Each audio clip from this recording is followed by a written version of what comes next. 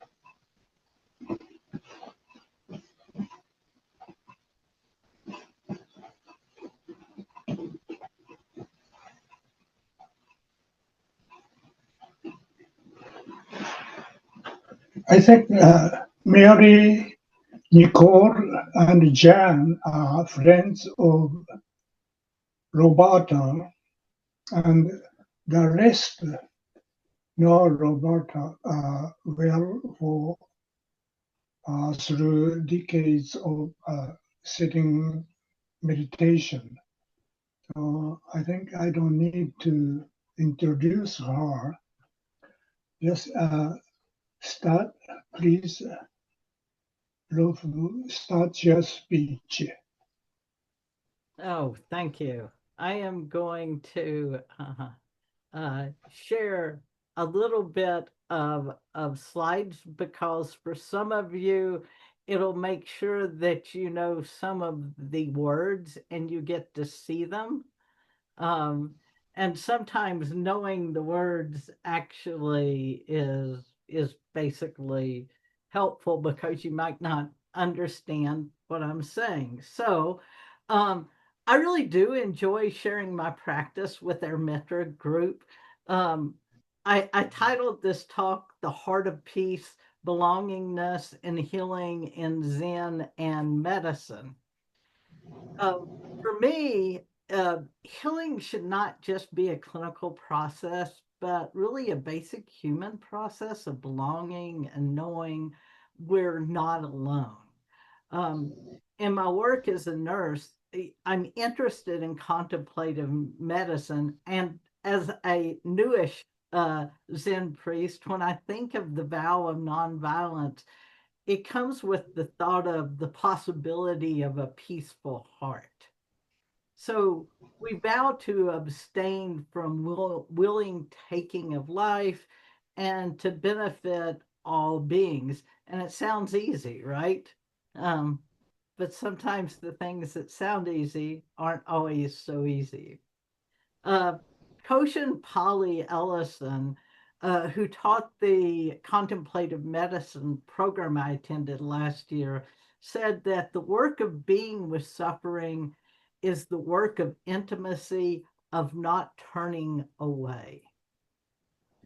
The Heart Sūtra, which is one of our most recited texts in Soto Zen, and the first one that I actually learned by memory, speaks of the great compassion of Avalokitesarva, who turns toward suffering and begins and teaches Sariputra. And he says, here, Sariputra, form does not differ from shunyata. Shunyata does not differ from form.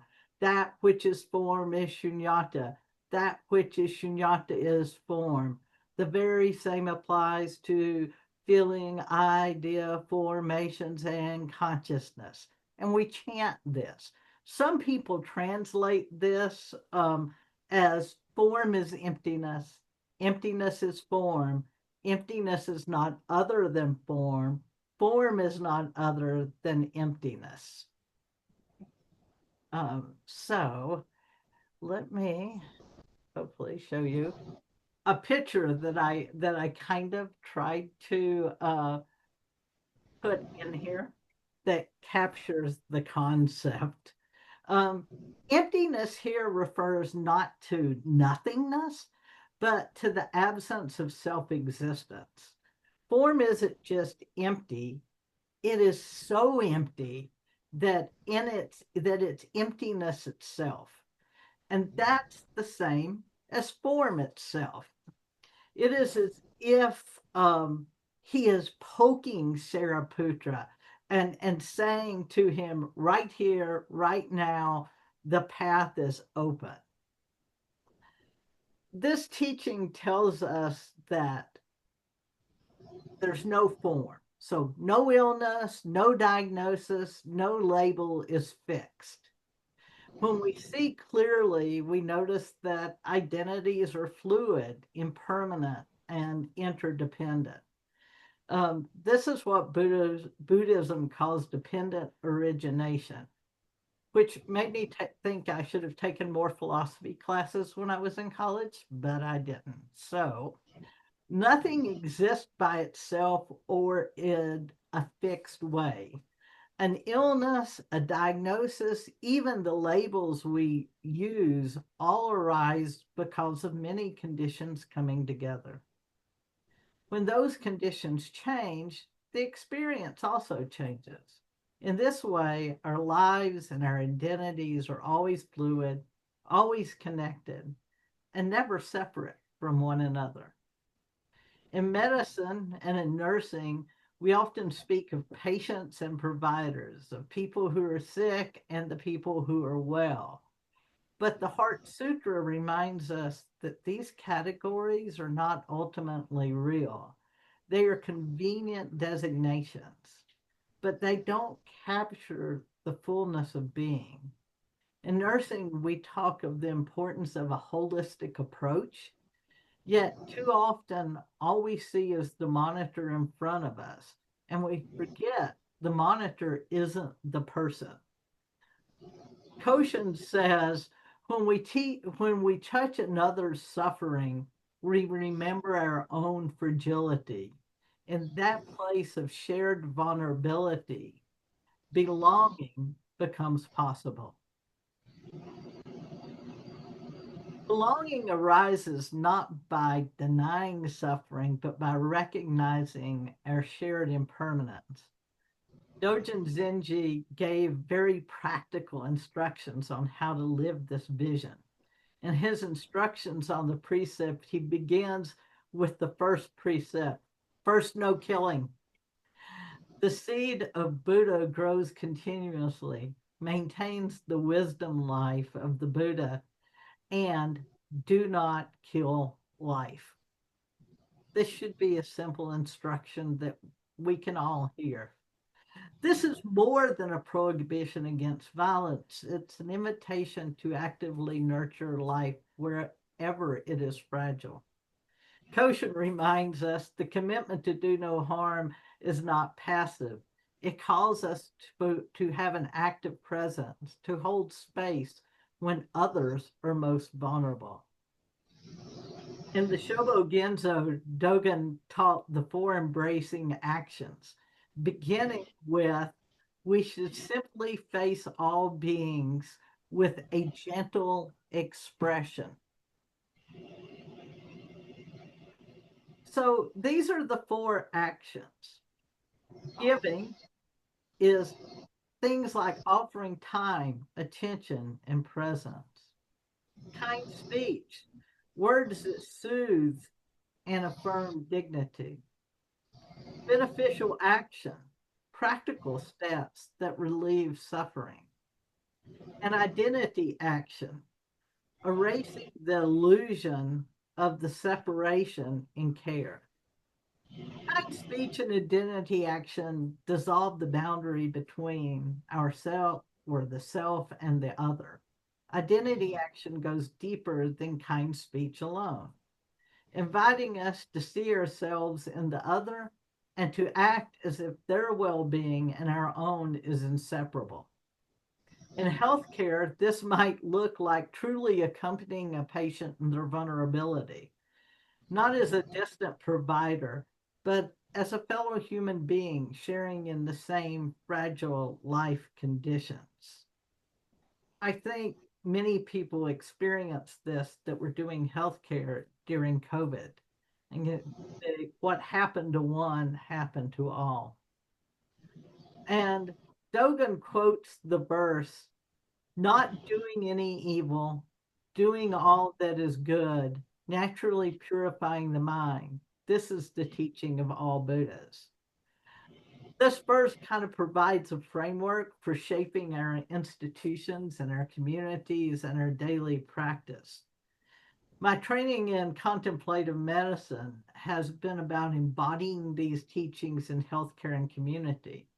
The practice isn't about fixing or curing alone, but about presence and intimacy and nonviolence. Koshin puts it this way: we are called to be hospitable to suffering, not to fix it, but to sit down with it, listen, and allow our hearts to be moved. Nonviolence in this sense is not only refraining from harm, it's the deliberate cultivation of environments where patients, families, colleagues, and communities feel they belong. In many ways, what the Heart Sūtra teaches, that no form is fixed, that all things are impermanent and interdependent, is itself a paradigm shift. The old paradigm is one of separation, patients and providers, the sick and the well, self and other. But as the teaching of dependent origination shows us, nothing coexists on its own. Illness, health, and even our identities arise because of many conditions coming together. When those conditions change, so do we. The new paradigm is belonging, recognizing that healing is not only about curing disease, but about awakening to our shared interdependence. In this way, the vow of nonviolence and the four embracing actions become practical expressions of the shift from ego to echo, from separation to connection, from limited life to limitless life. So think about these four questions. From the Heart Sūtra, where might I soften a label and meet someone freshly? Um, from the Kyojuko Kaiman, what is one step of non-harming I can embody this week? What would kind speech look like in my next difficult interaction? And from Koshin and Awake at the Bedside, how might I practice hospitality towards suffering in myself or in another person?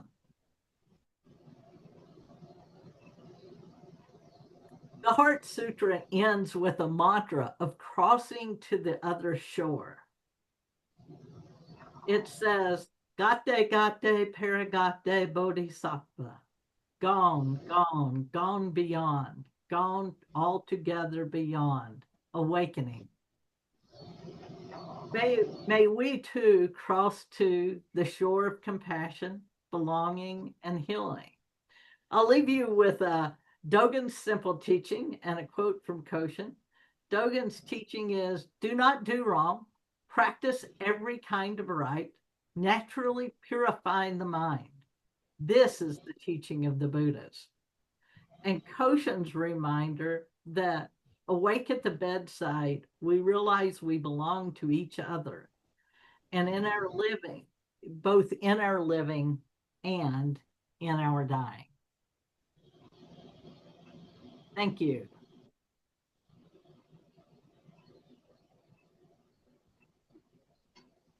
Thank you.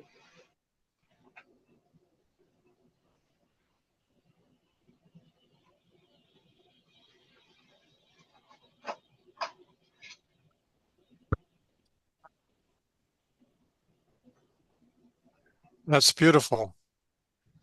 Thank you.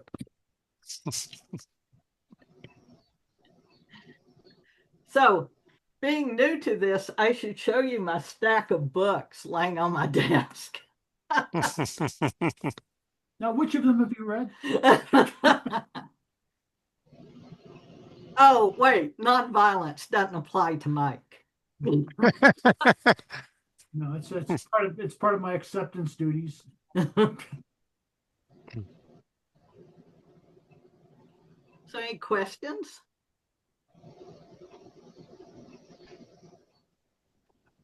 Well, Roberta or Rofu, what strikes me is, we sit and we practice, but then we go out into life, and what do we do as we live our life? And that in itself is something to cultivate moment by moment, day by day. I see it when I'm at the food bank and the market and all the many people come through that are need to get food, and so we're talking and we're hanging out, and it's just an opportunity for understanding our interconnectedness, and just broadening kind of the community of that, understanding the community that I exist in, outside of my practice and actual day by day living.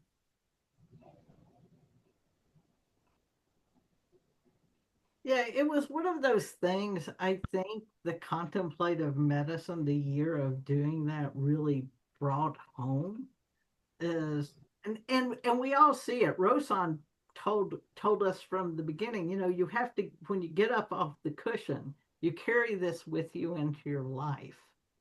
And and and sometimes, your life is hectic, and it's not always easy to slow down and say, wait a minute, if I'm hectic and I'm not inseparable from the other person, then I'm going to make their life feel hectic too.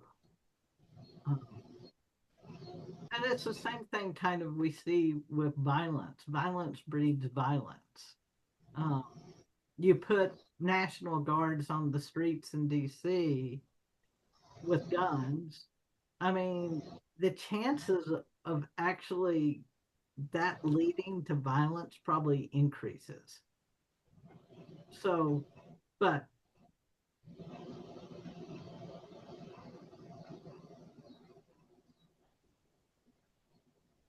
Well, isn't one of the other problems you face as a nurse or as a provider that a lot of what we do when we're with a patient is technique? You're applying techniques, you're doing things, and it requires a level of focus and situational awareness, which really keeps you from blending with the patient in a deep way, typically, partly because if you really focus on what you're doing, it probably would make it almost impossible to be effective. It would be so painful. well, especially with certain types of patients. Certainly, if you're looking at burn patients or something For like that. debriding somebody. Yes, yeah. There's this certain level of detachment you probably need, or you couldn't do it. Um, uh, you know, but we teach people the techniques, but we also try to teach them the interpersonal stuff. And but that's harder to do, because if you ask students what's easier, the techniques are far easier than the talking to people.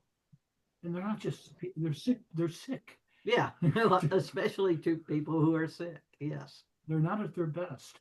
No. And that's, you know, the humility of understanding that sometimes we aren't at our best and other folks aren't at their best. Um, I have my son experiences a lot of anxiety and depression, and he gets frustrated and angry. And, I could respond with anger, or I could respond with kind of understanding kind of where he's at. Um, I think, there's a lot.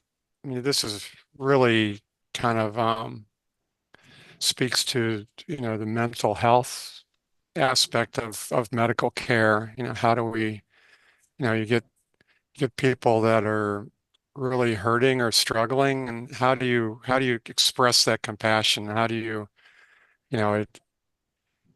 really have to kind of be humble and let go of your self boundary, right?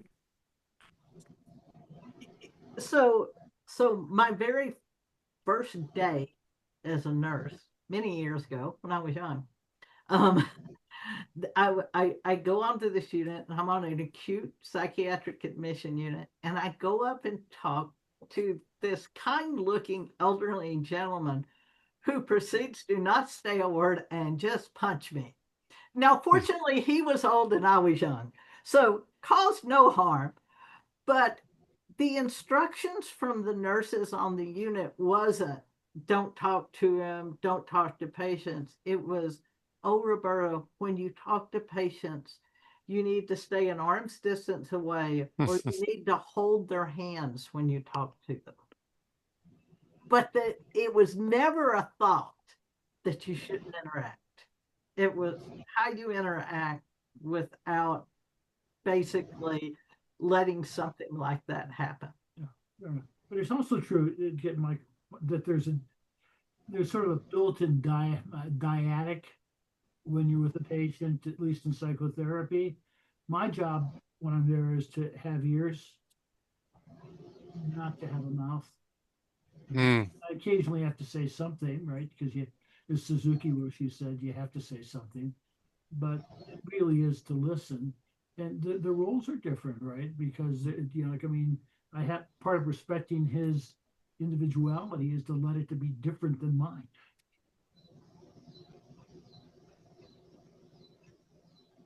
And also I think it's important, right? It's like as you said, when you get off when you get off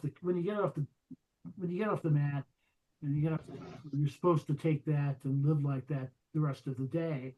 And it's something like the Christian command, right? To live your life as if it's a prayer, but it doesn't mean that you walk around sort of incompetent to ordinary tasks that you do occupationally, sort of if you're looking, if you're deciding if you have to call a tree or something, say, well, but it has to be done with a certain attitude.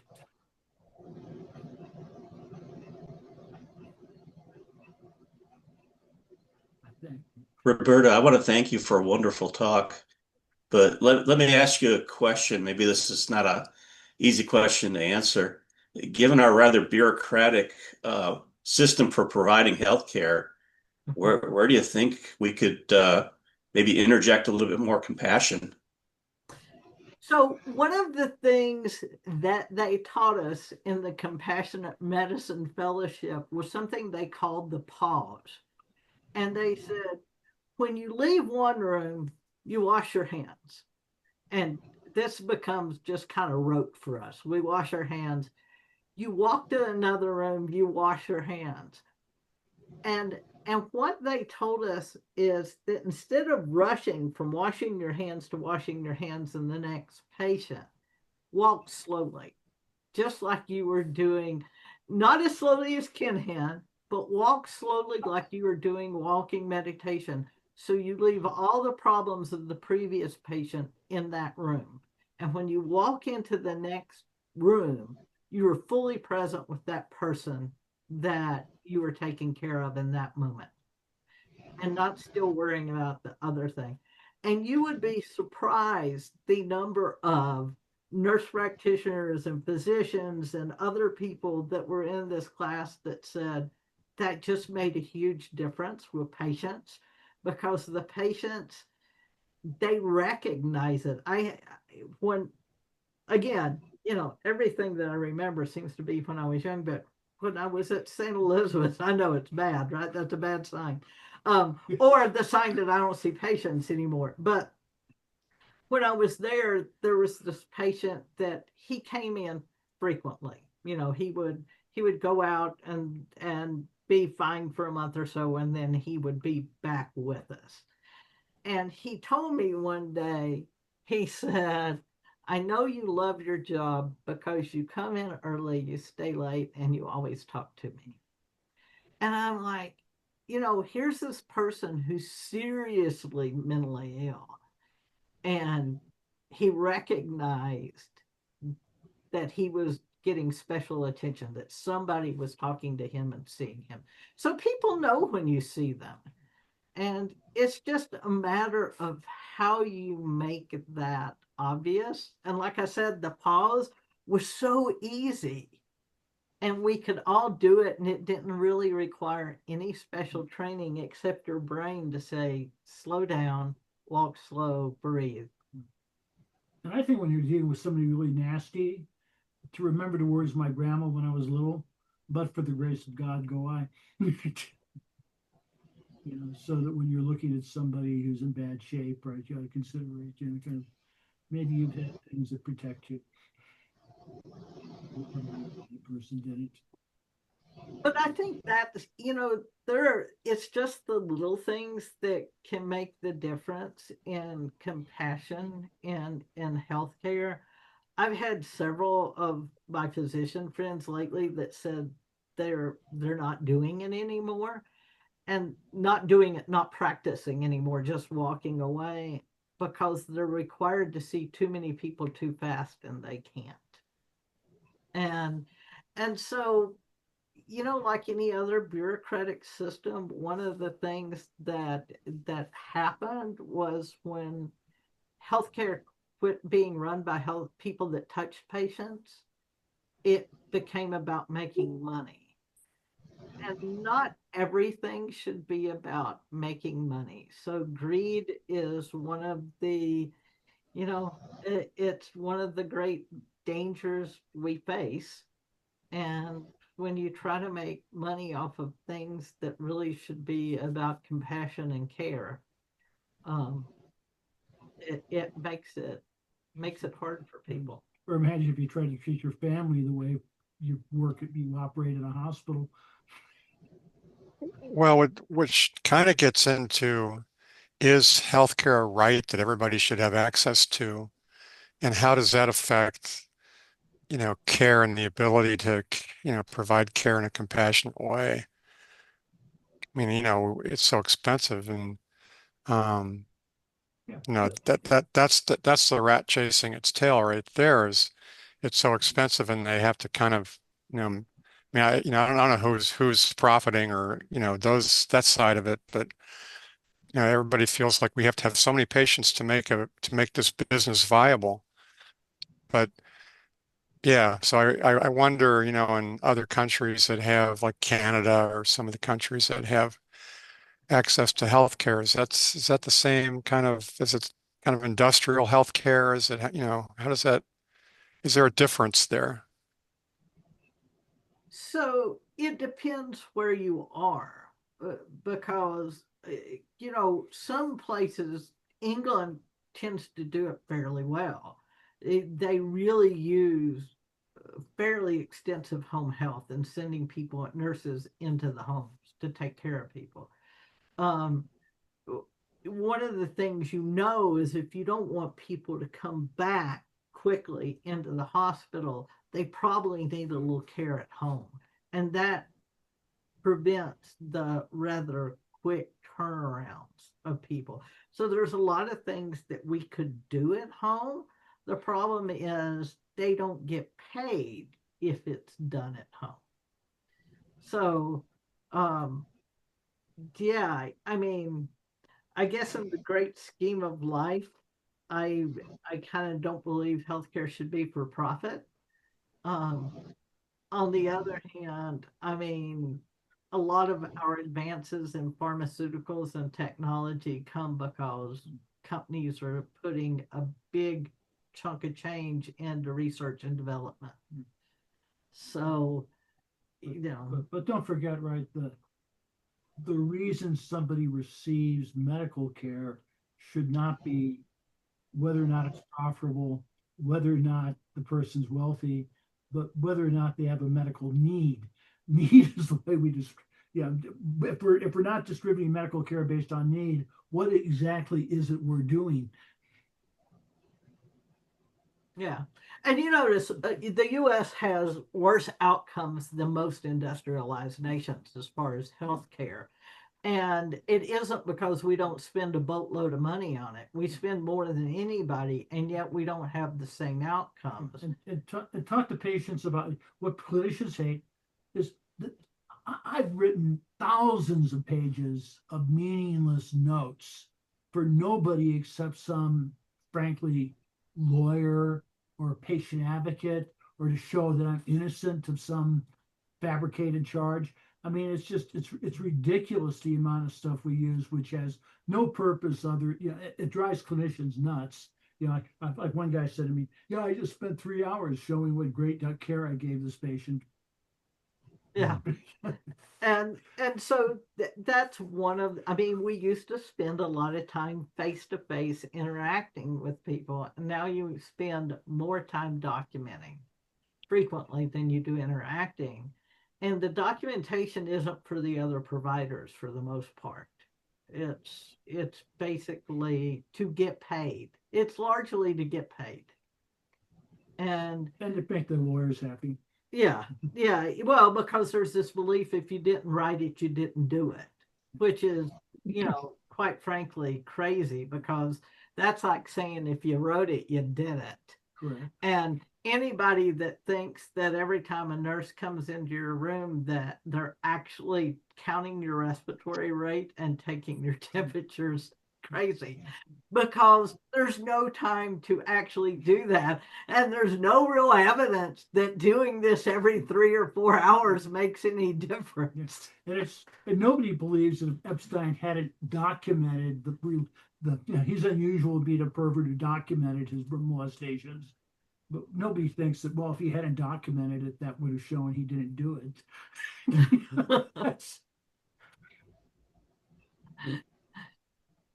So yeah, that's a whole big conversation about the problems in the healthcare system. But a lot of it is that it is a system designed for the people who can afford to pay, not for the people who are the sickest.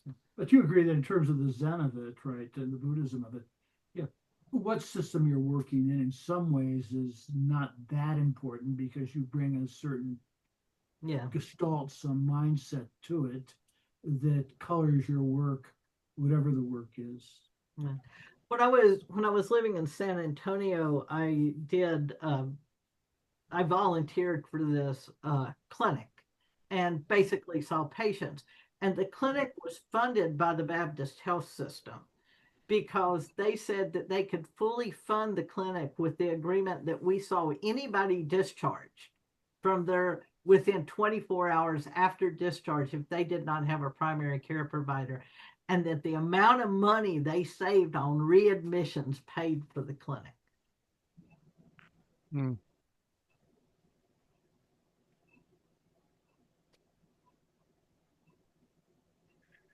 So, Rofu, the contemplative medicine, approach tries to kind of circumvent the bureaucracy, in a way. And I'm kind of are there kind of alternative, I mean, how much is alternative medicine really taking hold and kind of, providing that alternative to, kind of the industrial form of medicine? Yeah, I'm not sure that I would say that they promote alternative medicine, because if you look at most of the people there, they're pretty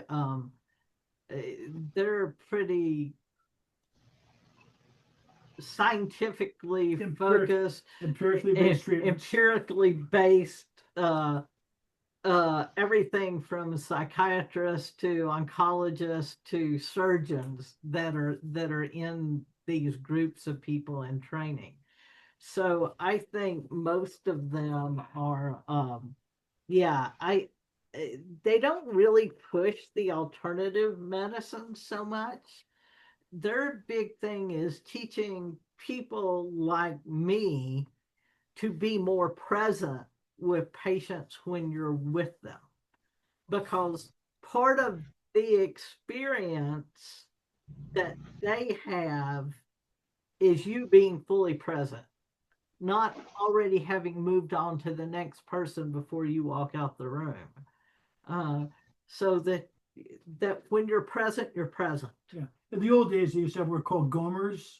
Get out of my emergency room. Yeah. Yeah. So that sort of contempt. Yeah, it's more like telling us, well, we've all heard, don't leave until you leave. And so many people, they've already left and gone on to the next patient before they actually leave the room. So they're really teaching you, be fully present, don't leave until you leave, and then take the time to pause between people. So you've given your best to the person you were with, you pause in between, and then you go to the next. So, or in modern English, don't multitask when you're with a patient. You need to put down your cell phone, you mean? Yeah, and some people are taking notes on another patient as they go. Right. They're thinking about, oh man, I got a pain in the ass right after this one. And so you're not there. Yeah. And one of the things Zen, as you know, really pushes is to be present for what you're doing, right? Be present. Present. Yeah. So they really are, the whole year. There would be a talk, but in between the talk was sitting. So we would sit many times a day in between talks, because the goal was, you've got to learn to quiet your mind. And some people, there's that wonderful quote by Oliver Wendell Holmes where he said, it's strange. I can do a year's work in 10 months, but not in 12.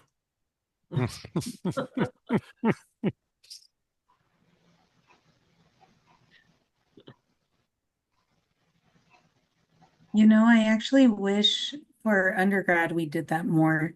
I get the fun part of going to clinical and going to lab with undergraduate students. And I have meditated with my students here and there in clinical. And it's so funny because it's like, okay, I'm going to turn off everything and I'm going to watch the door. Don't worry. And just close your eyes. And so then the next day they'll come in. They're like, can we please just meditate again? But whenever we're actually out there running around and they're trying to learn how to be a nurse, we don't really tell them to, do you know what, sit down. You know what, just take a deep breath. And it would be nice if we did, because a lot of the students, they're like, oh man, I haven't drank water all day, or I haven't peed yet. And it's like, no, okay. And we joke on, oh, you're becoming a nurse. It's all good. But it's like, it's reality and it's sad. It's like, do you know what? No, you need to slow down. You need to take those breaks. And I wish we did it more. There's a bit of the illusion that if you speed around, you're getting more accomplished. Yes, exactly.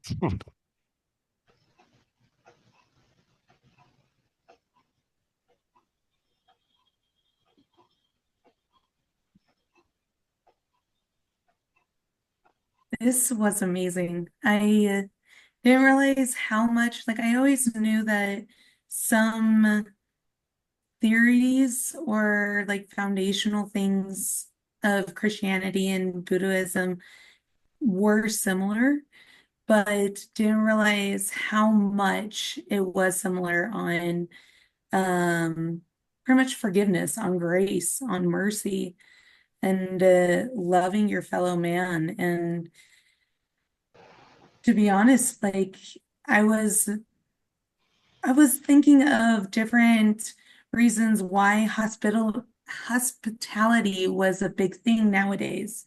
Because back in those days, of course, or if I lived in Minnesota, maybe if there's a snowstorm or something. But I didn't really think of how hospitality is really defined. And thank you for all this.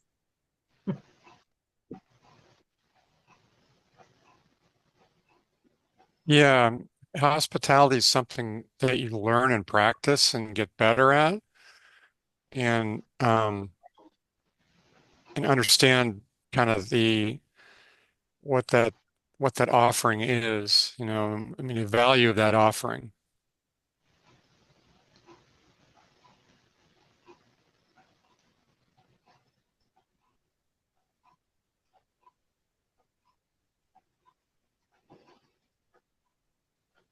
And I think, sensei and I maybe I'm being um I can't think of the word, but maybe I'm typecasting, Japan, but I often think of Japanese culture as being more hospitable and more, welcoming. In the Western world, in this country, it's kind of, it's something that's been thrown out the window or gone down the drain with the bathwater. Um, I think there's a sensibility in cultures that, my my conversations with Dr. Whitehill and his experiences in Japan, it seems like a very welcoming culture and that the hospitality is a big part of that.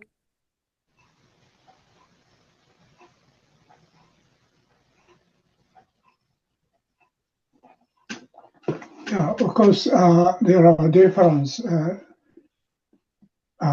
in cultural background. This country is composed of so many different people from different background, cultures, traditions. But in Japan, in small island country, for a long time closed. So yeah, they had to live together peacefully, harmoniously. Mm. So it's reflected in health system, health insurance, etc. The people are all covered. And I think, of course, the mentality of doctors and nurses or patients are similar. So I think there are differences. But everywhere we face bureaucracy or like industry, medical industry, pharmaceutical industries, they want to make money, a hospital, etc. Even maybe there are many Christian hospitals originally, but I think they must manage. And I see now hospitals and universities have big buildings everywhere with big estates. That's, I think, not good trend. We need to really come back to our human connections. Hospitals must be, or health issues are really human. We cannot just mechanically do it, or not for money. It's, as Rolf said, we need to come back to the real basic state. That's common to Buddhism and Christianity. Actually, all religions originally meant for holiness, wholesome ways. But again, when it comes to money, matter, might, we tend to separate.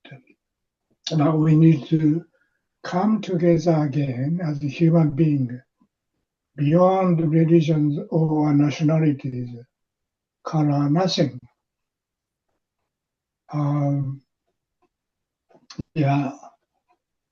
Really, we need to become friends in need. That's a true friend indeed. We need to come back to this, all humans, because we are so separated and waging wars and even afraid of nuclear war and winter. Doomsday clock is ticking. We need to wake up in our humanity. Hume is Earth. We are Earthlings. We share our health, heart, everything, but we forgot it. As Rolf commented, we are so separated. So we need to come back. Okay, I think we are over time pretty much. So thank you everybody for joining. Thank you. Have a nice weekend. Good to see you all. Thank you, Rolf. Rofu. Oh, Take care, everybody.